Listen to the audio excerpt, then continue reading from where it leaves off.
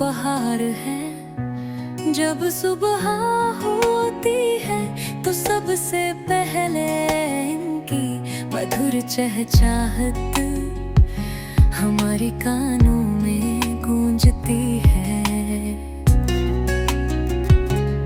ऐसा लगता है मानो ये धरती पर संगीत बिखेर रहे हैं। विभिन्न प्रकार के पक्षियों की अलग अलग आवाजें होती है। कोयल की मीठी कूक, बुलबुल की तान, मैना की बोलने जैसी आवाज, तोते की नकल करने की कला, सभी कुछ अद्भुत लगता है।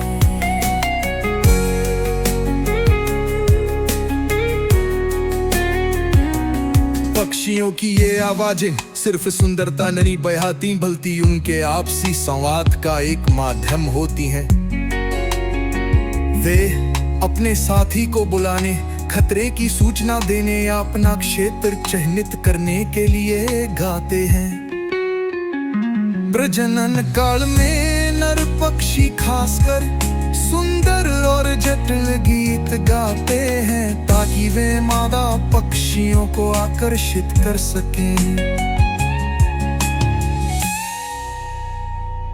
कुछ पक्षी जैसे कोयल, बुलबुल और पपीहा अपने गीतों के लिए बहुत प्रसिद्ध हैं। ये गर्मी और वसंत ऋतु में अधिक गाते हैं। इनकी चहचहाहट मन को सुकून देती है और वातावरण को आनंदमय बना देती है।